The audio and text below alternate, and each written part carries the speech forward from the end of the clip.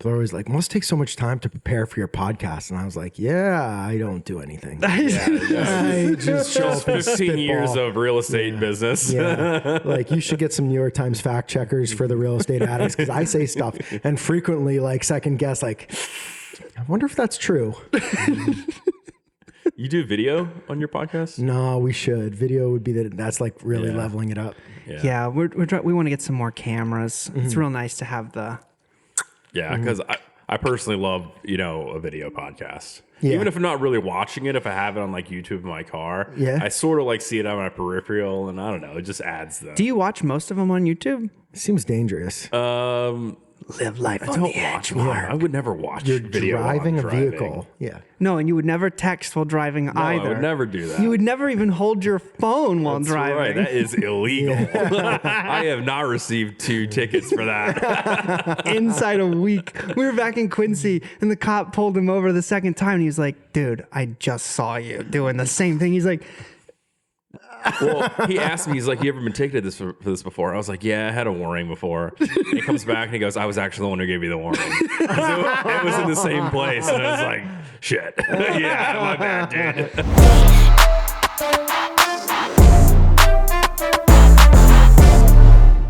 I'm a below average driver anyway. I really like all this technology and stuff. Like, I think I have this theory that like everyone thinks they're a better driver than they are. Like statistically, half of us need to be below average drivers.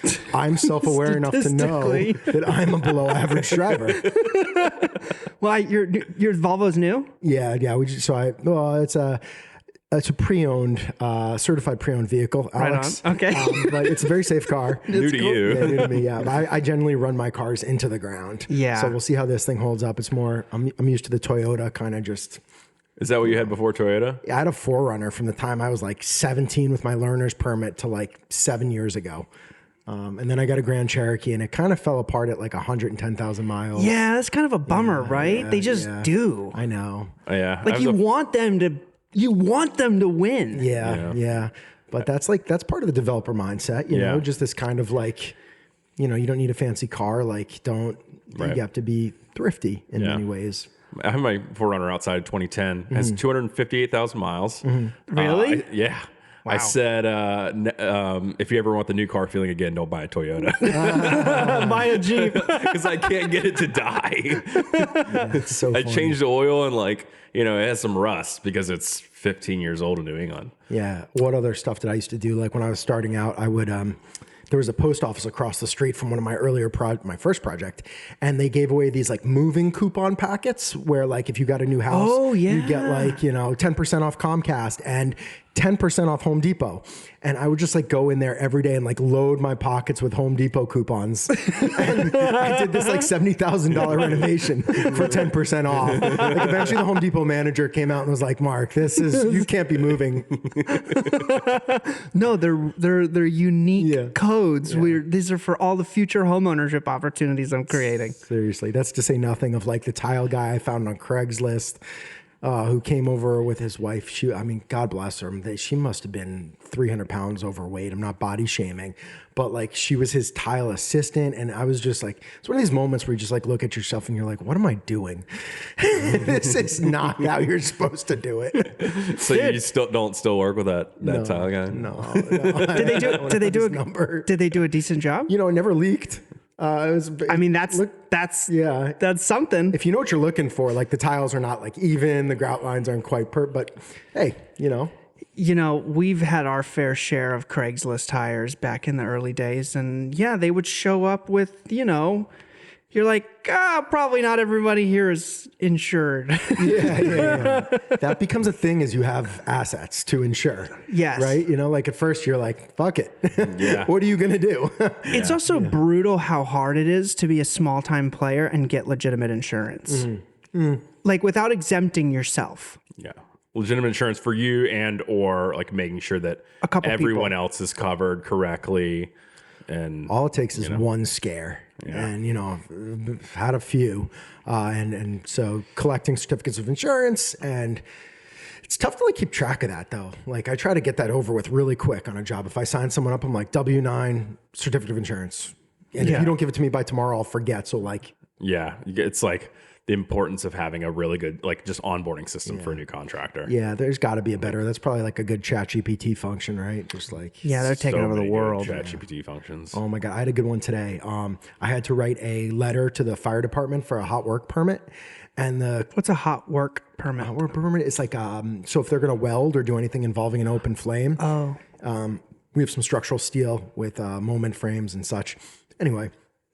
The parameters for this letter are fairly specific. And he emailed me, he's like, write us an authorization as the owner for blah, blah. So I just pumped it into ChatGPT. I attached my logo. It has to be in your letterhead. And I'm like driving kind of. No, you're not. And then like, You're well parked. yeah. Next to each like parameter, it's like, what levels will you be working on? It's like 1, 2, 3. Why are you working? Moment frame welding. And then I said, like, put this on letterhead and make a PDF with a space for signature. And that was it. I did it. Yeah. It's amazing. It's amazing. It's amazing. We've been using it to write not like to write contracts, but Yeah. like small time, like just agreement contracts, not like I wouldn't use it to draft a P&S. But Yeah. I mean, I like it just because that's like an admin function almost. That letter wasn't anything complicated, but like, God, to get my letterhead out and like center my logo, like I would have had to find an office and. Something about administrative tasks just like suck the life out of you. Yes. I mean, for some people, they do for me. Yeah. I hate them. I'd much rather be like out in the field, talking to people, reporting back to somebody, doing the admin. yeah. At the very least, even if like I don't mind the administrative task, but I hate how long it can take me to do. Like if I have 10 things to do, how long those 10 things take, but then I layer in ChatGPT. If it's something that I haven't already offloaded to my administrative assistant, which I try to do and should do more of. Do you have a virtual admin? Yeah. She's a real person. Yeah, I mean, but yes. he's like the fake person is for something else. Yes. Florence lives in the Philippines. She's worked with us for like 9 Fake years. person is for something. Marc, welcome to the show. Let's not talk about Harrison's habits on the show, please. But sometimes it's like you want to delegate something to them, but then you'd have to teach them how to do it in the way that you'd want. So unless it's something that's really repetitive, it takes more time to teach them what you need than it is to just do it. So you layer in ChatGPT, those 10 things now I can do twice as fast or something, right? ChatGPT is like making all of these other things that we had to work so hard on, like the playbooks and like developing your strategies. Everything's changing, and it's just like, I feel like building a software as a service business used to be so much more challenging than what it is. And now there's all of these alternative intelligent engines that are basically connecting all the dots for you. And they're just like, making entire industries kind of like, and just making the barrier to entry to get involved so much lower. I watched an ad yesterday for like starting a software as a service business, and it was like, here's all the pre-made templates for you, here's all the industries, plug and plop, almost like it was a Wix website builder to start selling a software to another company. My God. Yeah. It's great for like when you have an idea and you just kind of like you put it in like not very structured form, and it's like, okay, give me an outline of like how I could do this around this idea, and it just refines the information for you. Wait, tell me, not to change the subject too much, but I saw you post that you were looking for college career fair candidates, and you told me you've got 300 resumes. What's the play here? Yeah. Should I have said that out loud? No, it's totally right on. Yeah. And they're growing. It's cool because like you come up, it's great exposure to just, we'll kind of backtrack this a little bit for you. So 2021, our dynamic as a company really shifted. And over the next subsequent years, 22, 23, 24, as for a lot of real estate people, things got hairy, things got weird. So we are watering wells where we kind of like used to get our money from, they dried up. They were all in similar businesses. And we needed to kind of expand our reach, if you will. So to expand your reach, we went through, the private placement memorandum. We, built a 506C, right? 506C, like private equity structure fund, so we can start soliciting and advertising to raise capital. But raising through a private equity fund, while at the end of the day is very similar to what we already do, it's new jargon, it's new paperwork, it's new structure, it's a new pitch trying to educate people. So that has taken a bit of a learning curve along the way, but Well, we've kind of figured that part out, but what now we're really working to do, part of the reason for the podcast, and thank you for hosting us in your absolutely exquisite real estate project. 3 units left if you're interested in buying a townhouse. Yeah, you're totally like the difference between a real developer compared to a house flipper, but we'll talk about that later. I like that distinction, yeah. Yeah, absolutely. It would be an insult to call you a flipper. So... Thanks. Yeah. So, Well, you're a private equity guy now. yeah, I'm emerging fund manager. What's up? Do you wear Patagonia vests? And Almost. I don't have a Patagonia vest, but I've been rocking a quarter zip. We were in a WeWork the other day, and I said, I can't believe they let us in here without a Patagonia. Remember my I Buy House or Here to Raise Money sweatshirt? that was I'm getting great. a new one that says emerging fund manager. So, yeah. You're still the same old Alex to me. I'm not going to treat you any differently now that you're a private equity guy. Thanks, man. Well, I'm emerging, so I'm not considered successful yet. Talk to me in 5 years. No, I'm just kidding. But so, yeah, basically, like any company that's looking to grow, you need more deals and you need more money. The deals bring the money brings the deals. Just kind of this momentum begets momentum, right? So,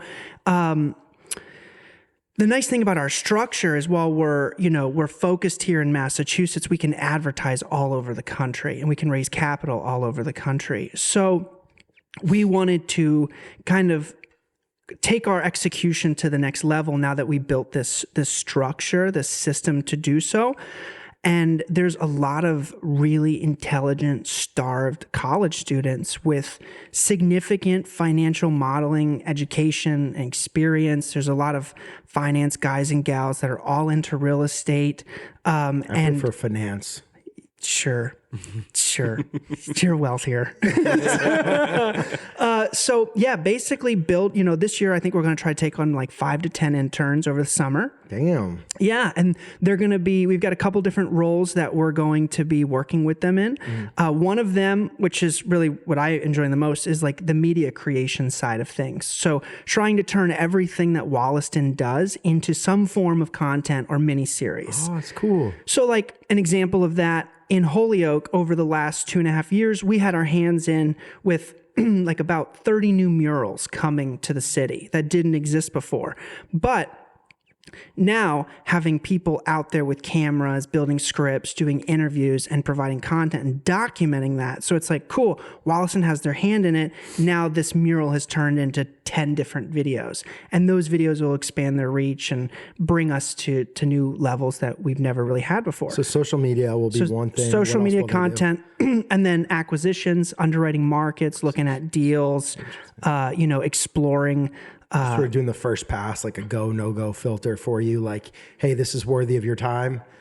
Dissect this further, or like this is out. If you got this land for free, it would be a terrible deal. That's the kind of A lot of these students, there's already so much like formal real estate investment education now happening in school. Yeah. So a lot of these students, I was on a call with a kid from Babson, and he was asking me intelligent questions, and I was like, is this a limited partner interview or is this an internship question? I'm like, who's interviewing who here? But like really intelligent. So, these kids will be able to look at like, what are the zoning parameters for this neighborhood? What relief do we need? Obviously part of the internship includes coaching. It includes education, but the bar has been substantially raised. So What's your policy on Columbus Day? Do they get off? No holidays. No holidays. no holidays. Jeez, I'm not even going to ask about Victory over Japan Day. I forget what movie that's from. Was that Step Brothers? That sounds like something from Step Brothers. And then like, there's a lot of people that are interested in actually helping make connections for money. A lot of people that are interested in private equity. It's the same formula over and over: buy, invest, build it to some higher level, sell it. Same thing with real estate. And there's a lot of kids out there that are interested in the modeling of that, how to pitch investors for that, how to communicate with investors for that. So we got a lot of interest. And you're going to a college career fair? Do you pay for like a table at that fair? So they're like $100 to $300. No way. Yeah, $100 to $300. We bought bought some flyers, for our fund. So some of these kids, it's really funny because some of these kids come up to us and they're like, oh yeah, my dad does private equity real estate. And I'm like, really? We'll take this 2-pager, give it to your dad, maybe talk to him about it. I actually got, I got an investor lead at one of the other ones. He's like, oh yeah, this is my day job, but my passion's real estate investing, and I have a bunch of multis. And I worked at a college. I had like a more corporate job for a large GC firm, and occasionally a kid would like start, and you're like, "So where'd you go to school? What'd you major in?" And they're like, "Italian and art history," and you're just like, "Huh? Who's your dad? Who's your daddy, and what does he do?" Are you not working for that company anymore? Well, that was a big GC firm. That was a step back, and then I jumped across the table to work for a larger development group in the South End. Still worth them? Yeah, I still manage like 1 or 2 projects at a time for those guys, and it's fun because those are like $30-40 million deals. So I get to have one foot in that world, and at the same time, I'm doing my like 5, 7, 9 unit. I always say 5, 7, 9 unit, but I've actually never done 9 unit. That was the affordable housing threshold. Oh, was it? Previously. Now it's 7, so I should probably anyway. Is that just City Boston? Yeah. Womp womp. Womp, Is womp. that a scale that you aspire to get to in your personal business? Yeah, that's a good question, and I think about it a lot. I'm not sure. Yeah. In some respects, I like to joke, like, you remember Billy Madison? As when Ernie says to Billy, like, I can't wait till I get to high school, Billy. And he like grabs him and goes, don't you ever say that. Stay right where you are. Kindergarten is great. I've been to high school in this analogy, and like, it's scary. The change orders are not insignificant. Yeah. Like, it's not just like a handshake and we're all friends and everybody's actually pulling on the same side of the rope. Like, it can be, but it's like, I don't know. So I'm very adept at that world. I happen to be very good at that. I don't like that game as well as like showing up with a bunch of coffees for the guys and like, how are we going to build this today? All right, let's figure it out, rather than like RFI number 1001. Right. Please describe the flashing detail for this window, instead of just like, hey, Henry rep, like, do you think I should use this sealant or that sealant? Cool, we'll use that one. Build. Yeah. Right? That's the joy of it. It just sucks the joy out of it. It's more of an intimate setting. Yeah. Totally. I mean, you're building a case rather than a building, and that's the problem.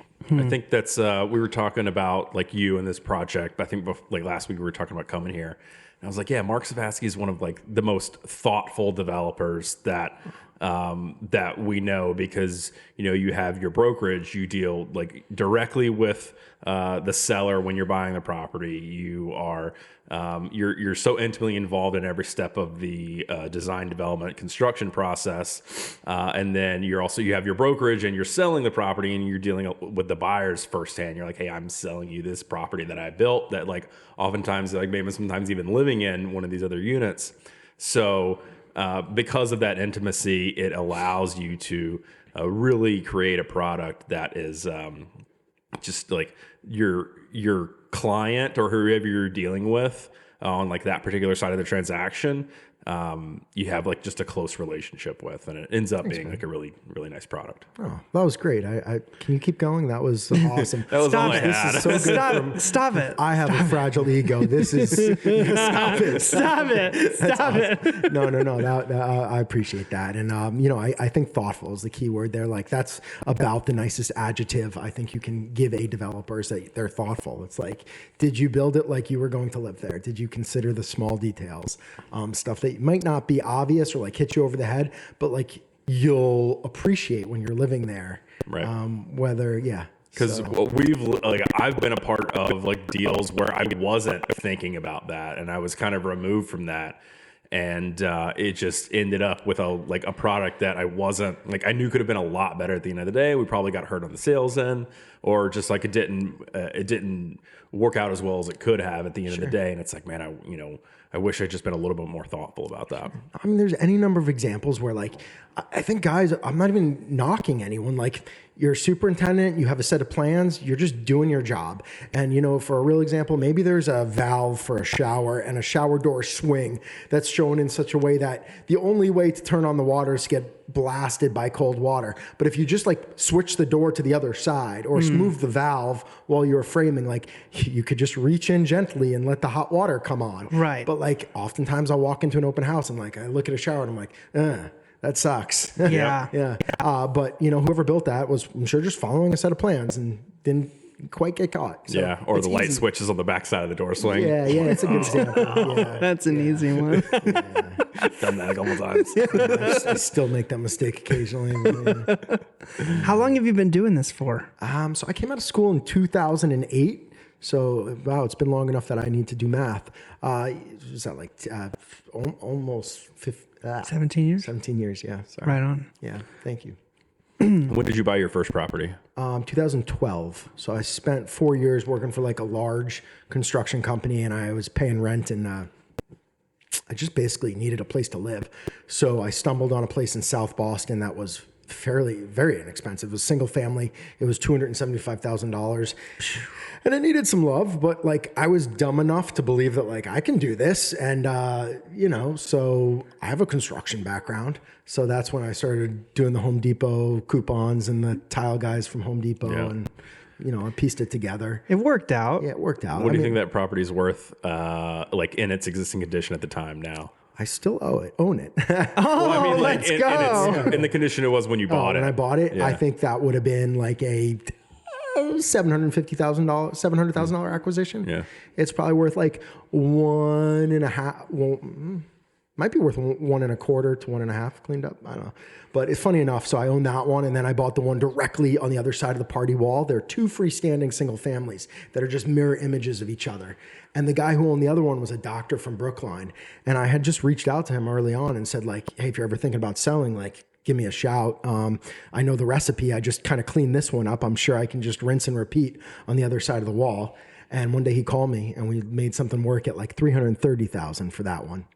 And I moved. It was the shortest move of all time. I moved right to the other side of the wall. And so then I owned both. And now they've kind of gotten a little bit beat down, like to the point where I need to put some love into them. So I'm working with Talia, who you guys know. Yeah. And we're sort of working on some plans to convert each of those singles into two families. Nice. So dig out the basement, add a level to the top.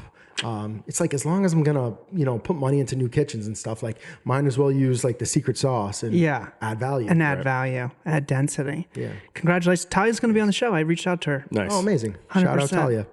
Yeah, she's great. Yeah, we met Peter, who do you know Peter? Yeah. Peter Bartash? Yeah. We were pitching a teardown new construction in East Boston. This was probably 2017, right? 18 Yeah. maybe? It was Yeah, back this when was- you still this did was the abutters 17. meeting at the, like At on the the- front porch. Yes. And, you know, we're out there with the easel. And he comes over. He was the only person to show up because he actually was in a butter. And, you know, he's asking some really intelligent questions. And we're like, oh, like, what do you do? He goes, oh, I'm an architect. And so we got in contact with him, and then, you know, had him do our next project, and one turned into 3, 4, 5. And he lived next to one of the other developments that we did. Yep. And then it was really crazy because one of our investors was actually friends with him. Yep. Too. Yeah, it all came full circle. You know, do you use attorneys when you go through zoning and stuff like that? I'm very close with Marc, who's a zoning attorney out of the South End. He's been like a real mentor to me throughout my career.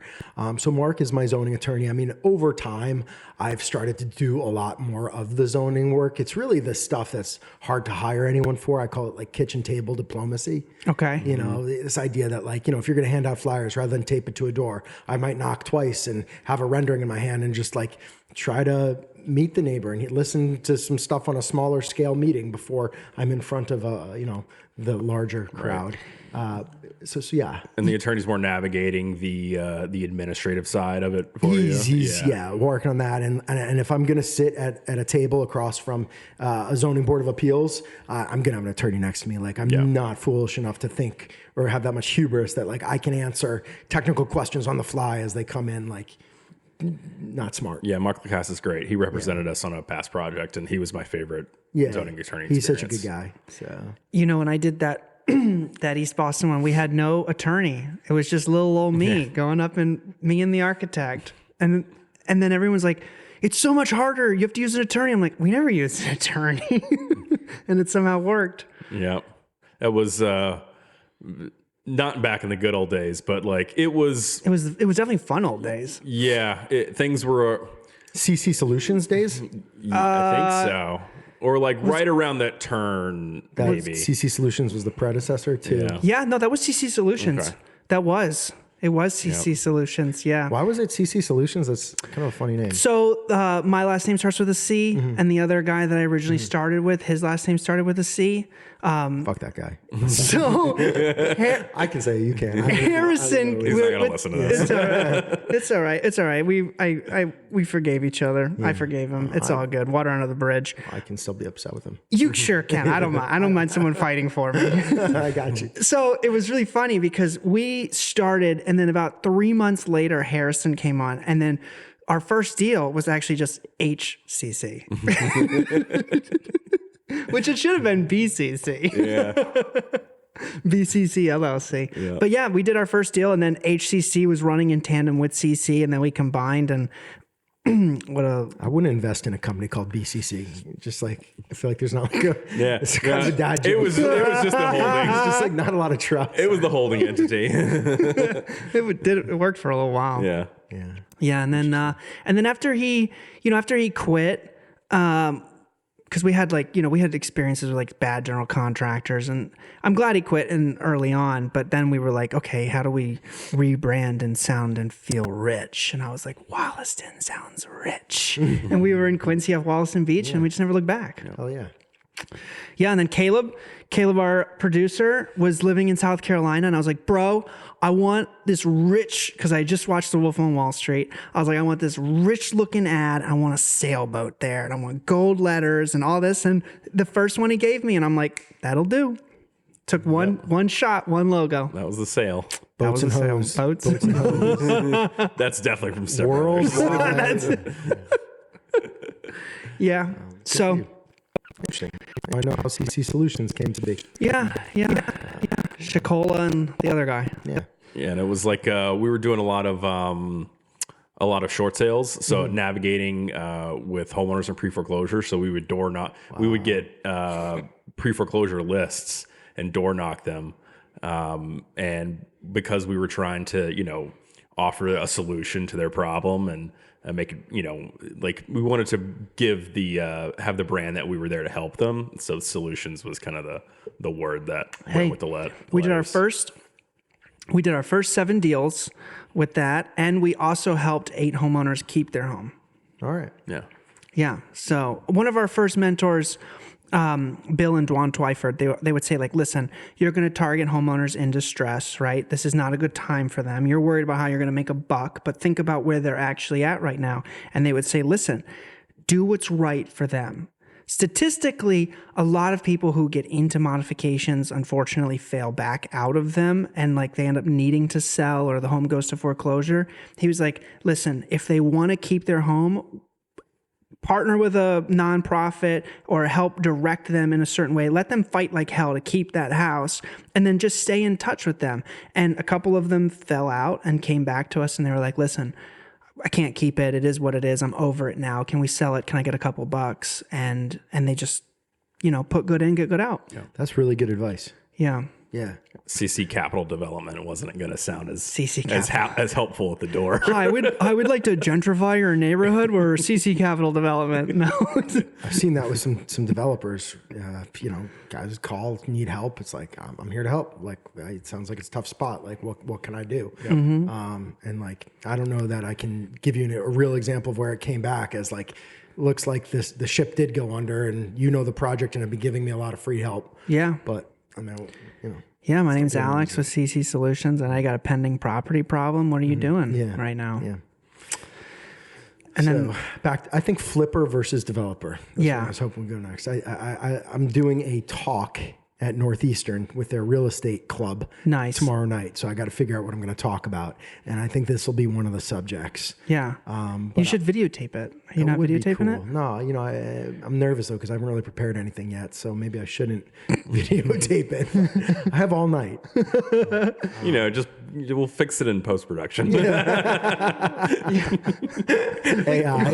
We cut that 20 minutes out in the middle. You know, I spazzed out for like 30 seconds. Like, we don't have to see that. Put like laugh lines over it, like an old '90s sitcom.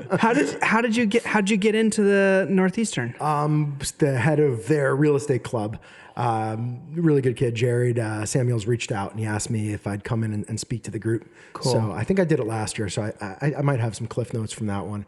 But yeah, so I think the difference between being a flipper and a developer is kind of like, where am I going with this? If you're a producer for a movie, it's like, are you doing a short film or like a full-on production? Right. And it's like, yeah, you can make some money doing like a 15-minute animated something, but like it, you know, I like to really have a big vision for something and how are you going to unearth a lot of value. And so at this point in my career, I won't take, you know, a dilapidated 3-family and make it a nice 3-family. Right. It has to be like a dilapidated 3-family that also has a big side yard that could be a driveway and additional FAR and height allowance such that you can add a level, build out the back. You know, every square foot we build is $250. Every square foot we sell is $500-600. So I think that's really the key. Is that how much what's your average cost per square foot here in this project? Yeah, I think 225, 250 as self-performing GC is a pretty good approximation. Hard costs? On hard costs, yeah. That's cool. I think I'm pretty proud of that. It's a good number. It's a good number. It's been kind of the range for a little bit. I mean, construction costs and materials were kind of going haywire there a bit over the past few years. Like when plywood went from $20 a sheet to $90 a sheet, but some of that has seemed to have stabilized and kind of that 225 to 250 range. Yeah, feels pretty good. Yeah, and do you feel self-performing became a necessity? I think self-performing in this market is a necessity. For the size and scale of projects we're doing, there just isn't money in it to pay a GC fee and general conditions, and I don't think you can really make the numbers work. Yeah, unless you're, you know, it's a different circumstance where maybe you're an all cash developer, right? Or you partner with a GC. Yeah, you know, there's some circumstances where it can make sense, but you're still just keeping a really close eye on your costs because adding, you know, roughly 20% or whatever. Yeah, it gets out of hand, and also like it detaches the GC from the and who's physically building the product. It detaches them from the success.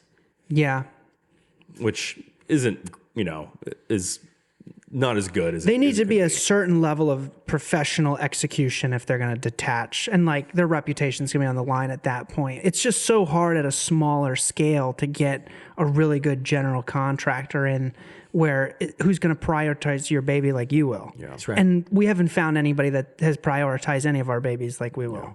Yeah. And I like to think that if you're going the GC route, say you're doing like small to medium home flips and you're going the GC route, I like sort of the labor GC. Like maybe you don't have a license, so you need someone to pull the permit and do a lot of the bulk work.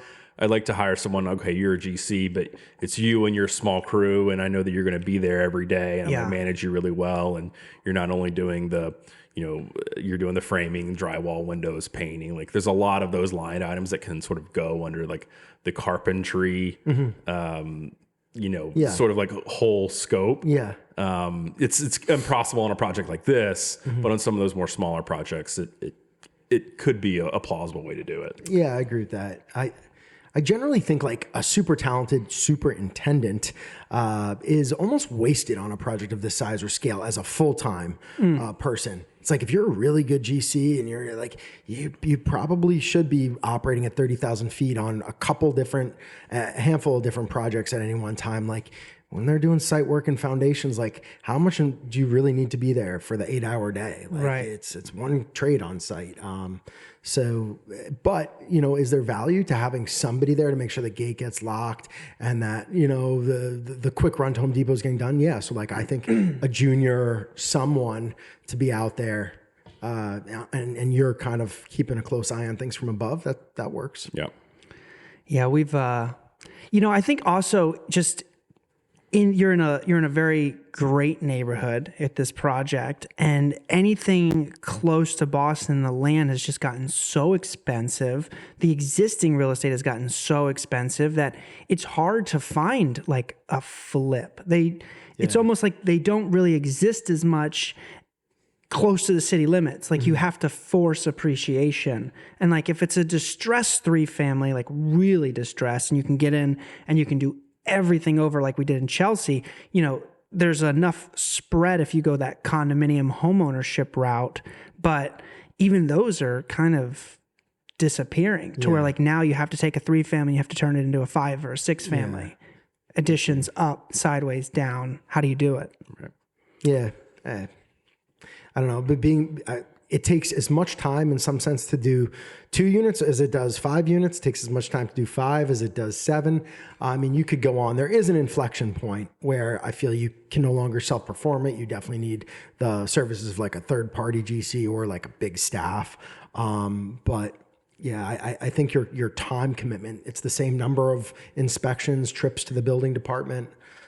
So yeah, I don't really love like the flipping model. It's a little scary to me. How do you find your deals? I don't need many of them. That's the first thing I'll say. It's kind of me, myself, and I, as far as the development side of my business. And so I can do 1 or 2 projects a year. And as long as, I can be very selective. This project here, I don't think I've sort of properly introduced it, but so this is Murphy Court. It was a 2-family in Newton, Massachusetts. It's for those of you watching, it's a wealthy suburb outside of Boston with great school systems. And I found it on Craigslist. Nice. There's still deals on Craigslist. Yeah, I still feel creepy saying that. But, Feel creepy. It was a family selling it. And, Guys, he wasn't on Backpages. missed encounters. So anyway, family was selling it, and I think they wanted a little too much for it, which is probably why it was still for sale. And I said, like, look, there's 9 brothers and sisters in this deal. They're wonderful people. And I think they kind of needed that number to split it 9 ways. And I said, I can pay you that. It's contingent upon approvals for 5 townhouses. I've successfully zoned and permitted and executed every deal I've ever done. And this is my track record. It's not just as simple as handing somebody a 1-page offer to purchase. It's sort of like you got to build a real level of trust because they're going to go along for the ride with you. And they gave me a certain amount of time to get my approvals in place. I got my special permit and closed, and everybody, I think everybody's going to win here. How long did it take you to get it approved? Between 7 and 8 months. Pretty quick. Yeah, it wasn't too bad. Wow. I think I had allowed myself a year. Yeah. Yeah. Yeah, I'd say you're faster than a lot of the other stories we've heard. It can take longer. This was a good process over here. I think generally, the neighbors knew what they wanted. They asked for it, and I was able to give it to them. So it worked. It's tough when the people across the table, don't know what they want. They just don't want you to get what you want. Right. I've had that experience. What were some of the things that they requested here? Yeah, so we had decks off of the back, off the kitchen, that were sort of looking out over my neighbor's yard. Those went away.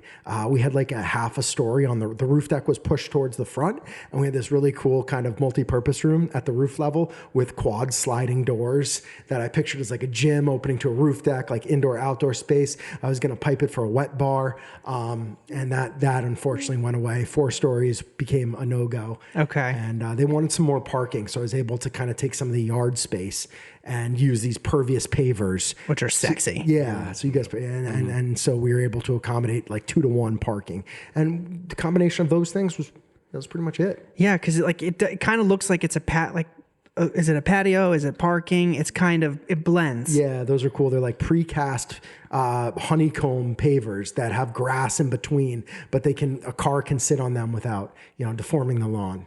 So yeah, smart. So those were the things. What's your favorite part about real estate?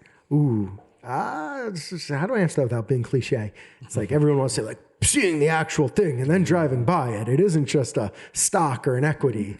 No, it's working with the guys, right? I love the GC roles, like being the conductor of a band, the coach of a team, and walking up on site. Yeah, like they don't want to play together, but you're still kind of doing this, whether they're listening to your rhythm or not. I feel like I am. So no, it's that. It's the personalities, and it's the fun of like building. Yeah. So I don't know. Some people come at it from much different angles. Like you explaining the PE finance stuff to me, like my head is spinning. Like whoa, but that's exciting to some people. Yeah, I definitely. There's a lot of swing and misses. A lot of swing and misses trying to learn how to pitch this. We went from raising money on like a per deal basis, and it was almost, as Harrison says, too easy. And then it became very hard. Money was kind of abundant. When I like to say when the credit faucet was on full blast. Yeah. And then the credit faucet starts dribbling. And so there's still money coming, but people are nervous, they hold on to what they have, or it's locked up, and there's just not as much available. Yeah. Yeah. Well, you couldn't raise money at 12 or even 15% when you could go down to your bank and get a CD at 9. Sure. And there was a CD available a month ago still at 8%. Wow. At a local bank. And I just talk to me after the show. And then I saw it was like a new one dropped down to like 4.2%, and I'm like, okay, thank goodness. I think for everybody that's like really feeling this stock challenges lately, like that'll be good for us in our business. Yeah. Well.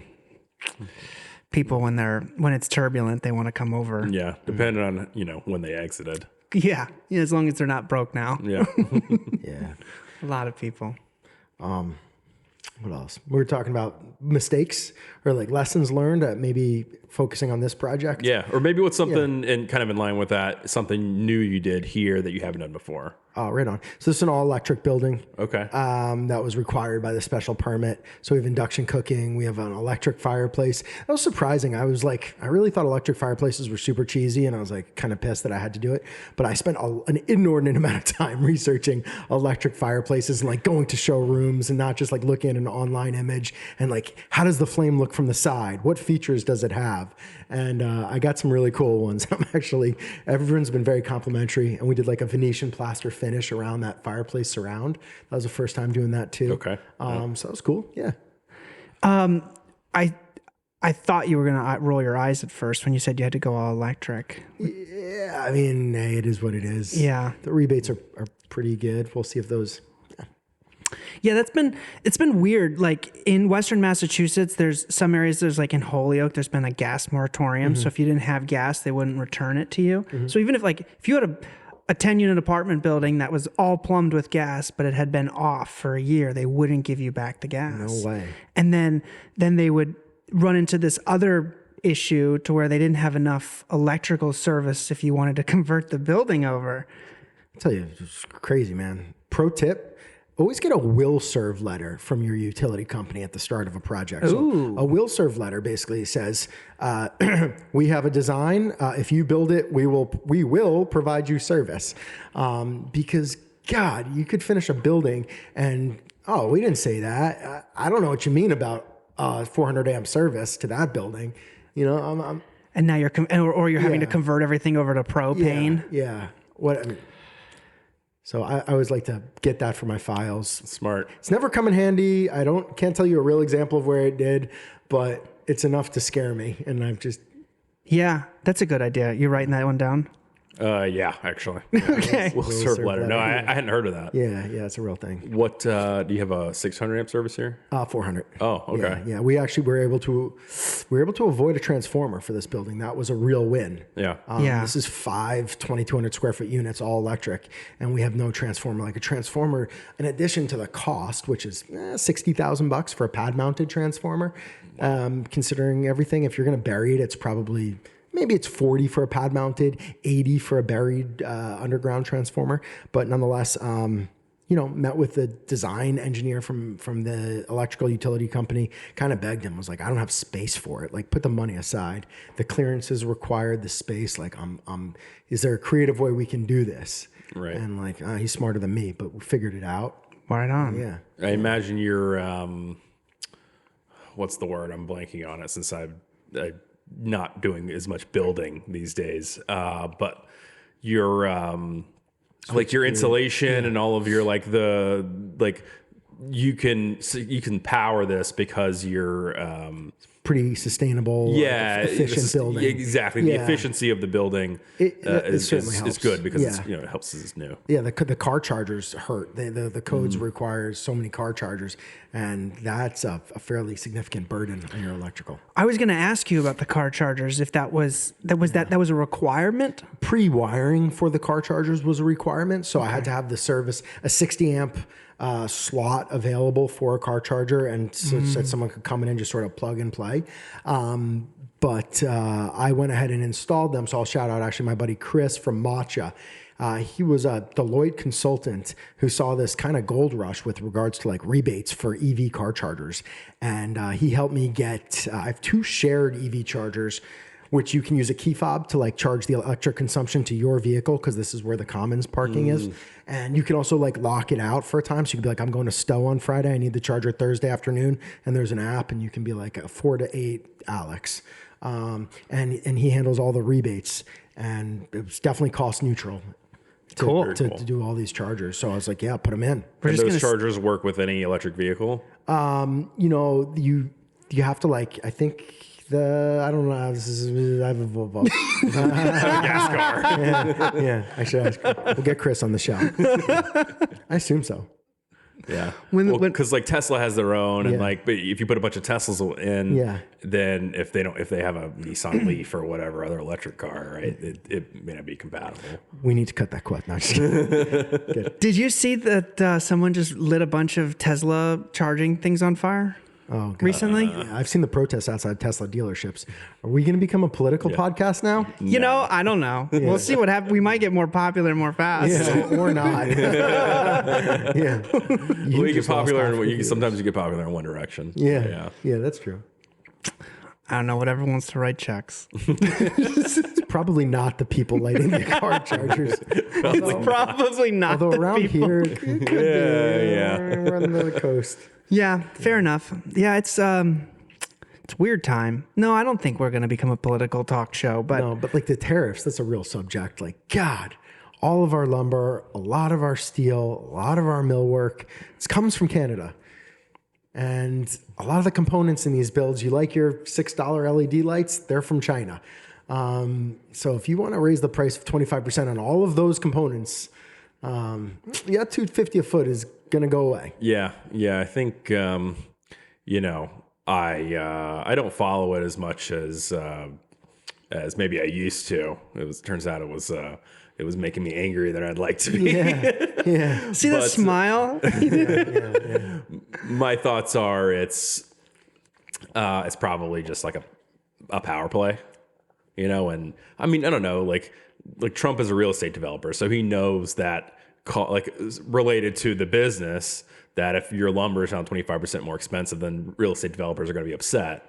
So you got to imagine that he is aware of that to a degree, because he's been in those shoes maybe 40 years ago. But so then my thoughts is kind of like it's just a geopolitical power play, and hopefully short-lived. Well, you heard it here. We're being recorded, and we will revisit this episode in a year's time, and we'll see if there are still tariffs or not, and what happened. I'm not brave enough to venture a guess. So God bless you for I'm hoping making a bet. Hoping short-lived, and I think a power play. All right. Yeah. Okay. Well, what do you think about ADUs? That's a super hot item now. My biggest gripe with ADUs is in the city of Boston, they still need to be owner occupied. So every other municipality in Massachusetts, you can build an ADU and you can rent it. If you apply for a permit for an ADU and then you move out and it's a full investment property, as I understand it, the license, the approval, formal approval for that ADU goes with it, goes away. So crazy to me. That's just. But not after you've already built it. Yeah. It's like not a legal occupancy. Oh, that's a little odd. Yeah. I don't know how that holds. Yeah.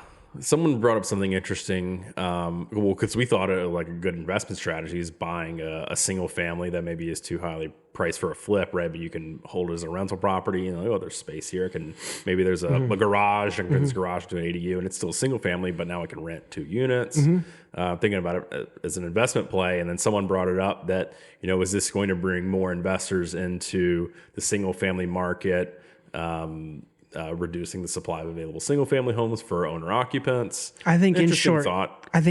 yes. Yeah. Yeah. Totally. But like that Boston specific policy, assuming that's true, I'm pretty sure it is. It's the problem is it's a good headline and it's good red meat for the populace to say like we're only supporting housing for owner occupants in our housing starved city, but it doesn't work. Like that's not going to help the flock. There's so many policies like that, right? Where it's just like sounds good on paper. In the real world, it's not going to accomplish what you want it to, but people are dumb. Yeah, and they're appealing to the next. They're trying to get the next election. Yeah. You know, so I don't know. How do you think housing's going to change over the next 10, 20 years? I mean, I think single family housing is kind of on its way out. Some municipalities are starting to like ban, in air quotes, single family housing. And I get that too. Like, I don't know that like one family should own the corner of Beacon and Marlboro, Marlboro and Newberry Street. Like there's something to be said for like, we need more housing. We need to think back to like World War II, Levittown. Like, do we need 5,000 square foot houses? Is that sustainable from an environmental perspective, from socioeconomic? So mainly in cities. Yeah. And even outside, like I don't know. The cities are not dead. That's the other thing I like to. They're not point dead. out. No. I think I could be wrong, but I think it was Minneapolis that got rid of all single family zoning. Yeah, which is cool. And Cambridge recently, they didn't. The headline was that they eliminated single family housing, but really what they did was they made it. It's not forbidden. You still could, but you're allowed to do like 2 or 3 more anywhere in Cambridge. Right. So. Yeah.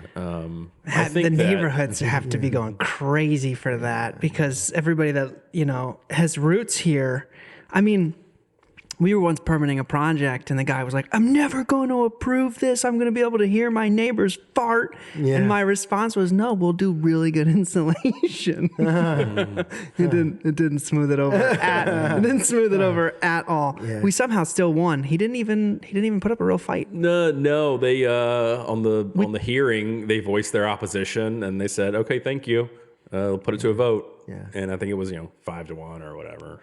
I mean, I like to remind people, like, the problem is, I think one of the biggest issues is that we are just like a speck of dust, right? Like, we are here for a very short time. Yeah. And people who stand up and say, like, I've lived here all my life. This has always been a block. It's like, no, actually, this was like sheep pastures. And then it was Dorchester. And then it was triple deckers. And now it's this. And it's always evolving. It's just that, like, we live for a short time. Like, we're nothing. Sorry. Right. People are self-interested at the end of the day. Oh, well, yeah. They're as self-interested as we are, you know, and like that is in the most positive way. Yeah. But just as far as like aversion to change, this concept of like, that's the neighborhood. It's like, is it? No. You got to move west in the middle of the country. I think while cities are definitely not dead, I think the future, eventually just these areas that people have avoided because cities have been the area that people flock to, people are just going to naturally have to start to form communities outside of these cities. Mm-hmm. What other topics would you guys bring up to a group of Northeastern Real Estate Club students? What should I put on my agenda? Oh, for students, huh? I gave an intern homework, by the way. Nice. Yeah, he made a second round. We're doing 3-round interviews, and I had him underwrite a market. I had him explore Worcester. I had to give me a bunch of trends and financial data. This kid just went on ChatGPT. Maybe. Well, you can test for that. Okay. Yeah. That's fine. Yeah.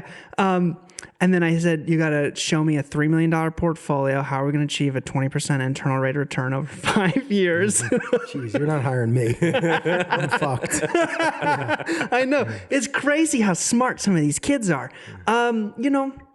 What should you talk? You're going to ask them questions? No, I mean, Or are they going to ask you questions? I think more of the latter. Yeah. I mean, you're the I like to expert. hear myself talk. I would think that a topic or sort of a point of emphasis is not being afraid to be dirty.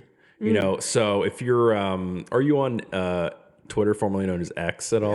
Yes. Okay. Yes. Formerly X, formerly known as Twitter. I'm dead naming it. But so Nick Huber is a personality on there. Yeah, I'm very familiar with Nick Yeah. Huber, Okay. So his, he gets a lot of, he's now become very popular and a lot of people like to hate him. But his general point is that, doing unsexy work can be very profitable for your future. Hell yeah. So just making that a point of emphasis that real estate you want to be a real estate developer, you want to be in real estate, you need to be able to do more than just be a spreadsheet warrior. Yeah. That's great. You need to be don't be afraid to do the unsexy work and get your hands dirty. At the aforementioned large corporate firm that I worked for, I was a construction company, and they hired a ton of Ivy League kids, guys who were close friends of mine that are super smart, but they didn't last 5 years. Yeah. And it's because at some point in time, you have to stand in the mud. Yeah. Sorry, that's the job. And so I don't know, looking back, if they were to ask me who they should target for career fairs, I would say I don't know, don't go to fill in the blank, super prestigious, selective, elite school with private school. Sorry, not to stereotype. It's something about, it's interesting that you say that because when you look at a really large developer, most of them started as very small flipper real estate developers, and they just kept leveling up, and it's a 20, 30 year experience for these guys. We toured a project in DC, and it was a $2 billion project. And he started with his first deal was a townhouse flip, right? And he just kept going up from there. And I think sometimes the level of education and, to get into this kind of high profile development firm, you're right. Their execution is limited to this kind of sophisticated gentlemanly style of development. Whereas the actual gentleman developer has been, okay, I'm crawling under the crawl space to figure out why this leak is happening, or why the water's not going where it's supposed to, or why is my sewage backing up? And they've all been there. And there's something, what's that quote that sometimes a profitable investment is disguised as overalls I think and it's hard attributed work? to Abraham Lincoln. I could be wrong, but it's Scholars maintain the translation was lost ages ago. People can Most people avoid hard work because it's dressed in overalls and or miss opportunity because it looks like hard work and dressed in overalls and looks like hard work, something like that. we'll cut I'm gonna this, look it No, up. no, We'll we're cut keeping this. that. We'll We're cut keeping this that. up into just a bunch of failed botched versions of that. But yeah, I mean, Common sense is not common. there's no Maybe Thomas Edison. Opportunities missed by most people because it is dressed in overalls and looks like work. This is brainy. What did you Google? Brainy. I just Googled overalls looks like hard work and came up Thomas Edison on brainy quote. It's amazing. Technology. there's no replacement for it's true, just there's no replacement for just getting in the mud and learning and the school of hard knocks. It's just there's no better replacement. I mean, I am biased. To a worm in horseradish, the world is horseradish. I think that's the saying. But so my world is I'm a builder, and that's what I know. But it's you need to have specialized in something tangential to real estate to be a successful developer. You could have been great at real estate sales. You could be a finance guy who understands private equity. Finance. You can finance. You can be a builder. But I think of all those things, the builder is the most important. Yeah. Yeah, I mean, that's the core of Says the me. business. Yeah. People Says like to me. say, oh, you make your money when you buy, which that's a common, cliche thing in real estate, which I think can definitely be true to a large degree. but you can totally bomb your project in the construction. we bought some good deals. We bombed during construction. So you know what we were doing. No, Well, I feel you, man. you know, it's also, I think, something that's substantially underrated or not discussed about is just having the liquidity and firepower to do the project as fast as possible. Because, you know, it's one thing to get leverage and be like, I have this construction loan, but like if you have 50 to 70% of the budget liquid at all times and you can crush your execution, I mean, the holding costs are really what will kill a development. I built this 12,000 square foot building in 8.5 months. It's amazing. And yeah, I mean, I say that partly to pat myself on the back and pat my ego, but really because to say like, if you have the capital and you can make quick decisions, you can keep your foot on the gas, you know, guys will come to the job and they'll execute their work. They won't leave for 3 weeks and come back. Right. People aren't fungible. You can't put them on a shelf and take them off and put them on a shelf. So once they're on site, like you got to know where they're going and have checks to write them. And they know that if they need a check Friday, they'll get one from this job. So I think that's a big part of it. Totally.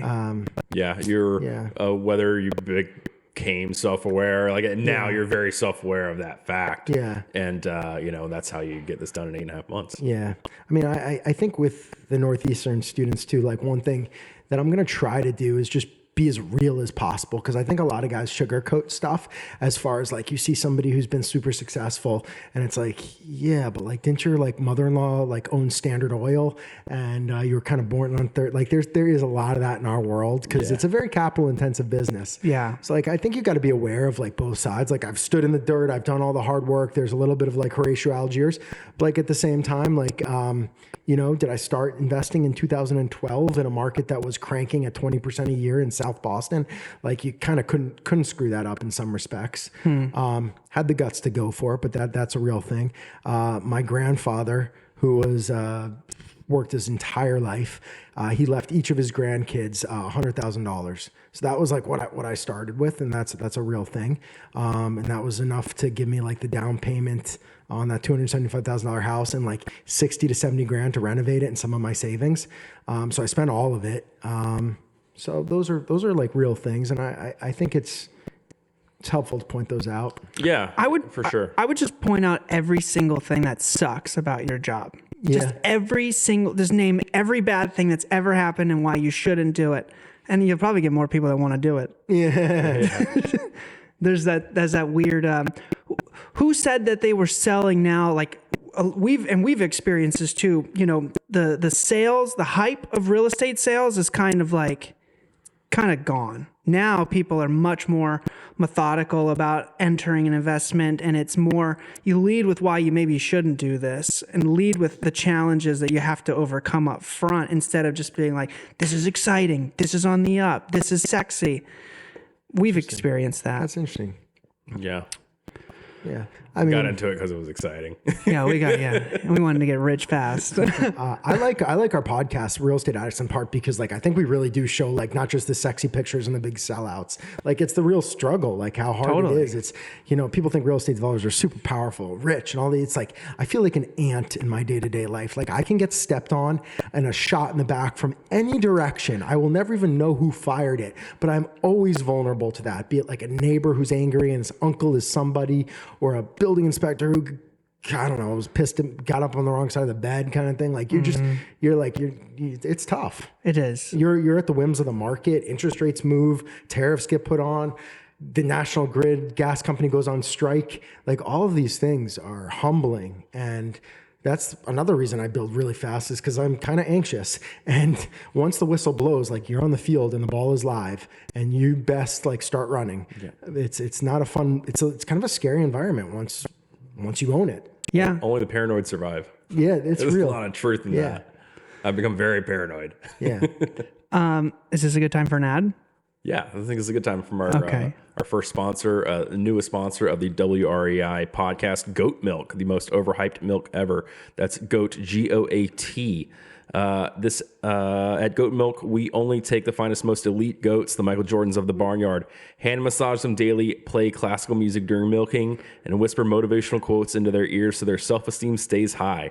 The result, a superior milk product that probably gives you enhanced reflexes, sharper eyesight, and a deep primal connection to your inner goat. Don't drink regular milk like a fool. Upgrade to Goat Milk today.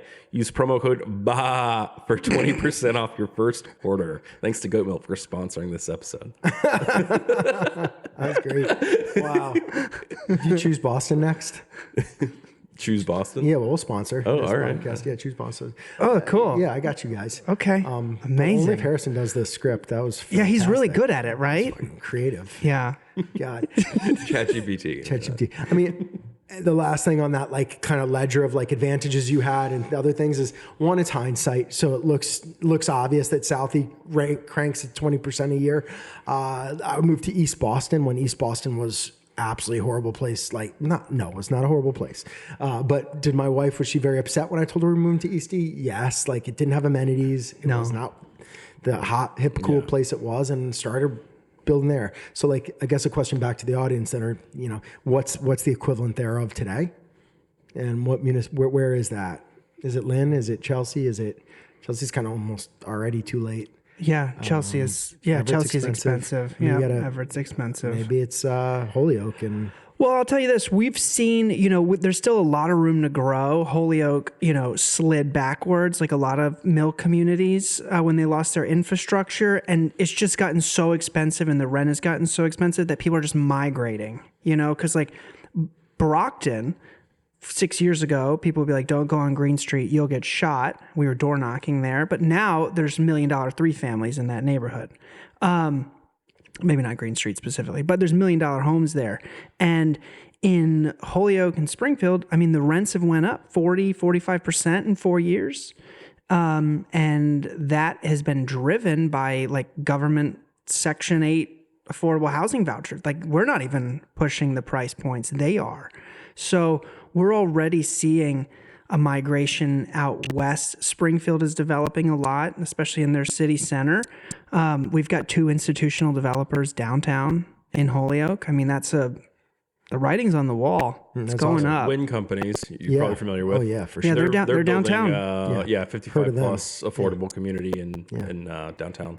Cool. An adaptive reuse mill building. Can't go wrong following some of those larger players. Like I joke, only half jokingly, like if you just followed national development for the past 10 years and just bought 3 families wherever, Ted Ty and Art Tom, those guys were doing big buildings, that'd be a great fund. I would invest in that private equity. All right, guys, you heard it here. They just got to figure out a way to get, so Wind Companies has owned that mill building for I don't know how long, but it took like 8 years to get the affordable housing tax credits to make make it go vertical, so to speak. That's the hardest part about these communities where like the cost of construction doesn't support the new rent yet. Yeah. So you have to do some type of creative financing in your capital stack to make the deal work. Mm-hmm. But like they don't care because they have 100 of these working at any given time, right? They have projects everywhere. So what do they care if it takes 8 years? But it's so antiquated at best because the funding is used as like a lottery. So I think what is in East Boston, right? All of those really big developments right on the water. I think they were permitting those things and trying to line them up for over 10 years. 2008. Yeah. I can tell you because when I worked for that bigger construction company, I was sent out there to meet some of the demo guys and some subcontractors who did pier improvement work because they're going to be restoring the piers for these. And I was looking at the renderings going like, geez, you're going to do that here? And so, basically it was like, I can go buy that foreclosed 2-family. Right. And I did. And that got me into that neighborhood. So that's great. And that's like, dude, honestly, they have the best view, man. Oh, incredible. Better view from that side of Boston than anything on the other looking back. Totally. So should we do a lightning round? You guys want to do a quick questions? Yeah. wrap it up? I'll start. I'll ask you guys one. Oh my gosh. Yeah. We weren't prepared for lightning. I only brought the thunder. We used to call it overrated, underrated, or appropriately rated, but that's Great segment. that's a good segment. Well, let's do it. Alex, overrated, underrated, appropriately rated, affordable housing tax credits. Appropriately rated. And I think, And you got to be quick. oh, You can give a little color to it. I get nervous. I start to leak when I get nervous. It's appropriately rated, and honestly, maybe we need more of it because it's just getting so hard. It's getting so expensive. We're seeing the gap between the ultra wealthy and the upper middle. It seems like middle class doesn't even really exist as much anymore. It's just more in poverty, more in upper echelon, and we're seeing broken systems affect generations of families and their lineage much more quickly. Like you're seeing it mess people up, and we need to in some ways remove housing as this incredibly profitable commodity and take the sheer will to try to survive off the table so we can actually fix some of these other generational trauma issues. That's a good answer. Yeah. That's a great answer. You asking me or I'm asking you? You got one? Yeah. I'm trying to think of one. All electric buildings. Oh, I'd say appropriately rated. There's a time. Safe answer. Yeah. I have three more of them. Just no. If done right, totally appropriately rated. I think there was a stigma associated with especially heat pump heating systems that was perhaps well earned, where it wouldn't keep up on the coldest of days. But that's been rectified, and your heating and cooling system designed properly in an all electric building will provide very comfortable environment for your family. So it's efficient, it works, and we'll see if the grid keeps up. And your cooktop looks really clean. Yeah, better indoor air quality. It boils water faster. Dude, All it's a those things. sexy range. How do they rectify some of the shortcomings from the mini split systems? So like on this building, we have an electric coil backup. So like if it's an absolutely like outside of normal range day, instead of the heat pump sending like hot water past the coil and the fan, there's just like an electric resistor coil that just kicks on if called for. Okay. So they just got smarter in their design. Yeah. Yeah. Yeah. So that's an insurance. Yeah. Harrison, question for you, I guess. Overrated, underrated, appropriately rated, engineered hardwood floors. Underrated. So why? Well, in New England specifically, you have your acclimation period with hardwood. We have such extreme, seasonal change. Peak of summer it could be at 95, dead of winter -5. So you when you're building, you have if you're installing new hardwoods, you have to plan far in advance, and your hardwood actually has to acclimate to the interior environment of your building, which can also be difficult if you're not running your HVAC during construction. So we've experienced, not knowing this before, we experienced some cupping in some hardwood flooring in past projects and had to go remediate it. So the engineered flooring today just bypasses that issue. Really great products. It's kind of comparable to sort of the earlier mini splits where there were some issues on the really cold days. Engineered flooring, some of the earlier products were not as high quality as the products they have now. Oftentimes, engineered flooring also has a true hardwood veneer. So, this is a beautiful, sort of natural white oak look. But if someone really wanted a dark stain, 5 years from now or the next buyer, after it gets sold, it actually can be refinished, I think, up to 2 times. Sweet. I like that. That was great. That's how you normally end your podcast, right? Yeah, that's it. Dude, Mark, thanks for coming to the show. Thank you. Thank you very much. This was awesome. This was fun. We thank everyone for rating, reviewing, subscribing. You heard it. Subscribe, because the next one's sponsored by Choose Boston. Harrison. Well, yeah. I had an ad for Choose Boston, but we'll save it for the next one. No. Oh, can we do two? Can you tease one? sure. It's my favorite part. Yeah, sure. Choose Boston because your apartment shouldn't be haunted. This episode is sponsored by Choose Boston, the real estate brokerage that helps you find the perfect home in Boston, Massachusetts, without the usual Boston surprises.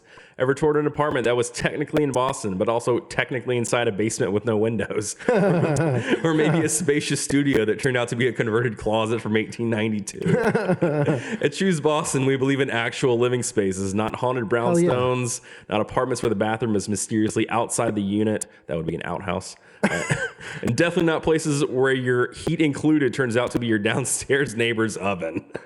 So whether you're looking to buy, rent, or just escape the current landlord who only accepts Venmo requests labeled as not rent, Choose Boston has you covered. Go to chooseboston.com. Use promo code WICKEDSMART. That's Wicked SMART, not the way I said Don't it. do more than 5%. For absolutely well, this is better. For absolutely no discount. Because that's not how real estate works. But hey, we'll still find you a great place. ChooseBoston.com. That's awesome, man. Thank you. You heard it here. Make sure you like, comment, subscribe. We'll see you on the next one. Peace. Cheers.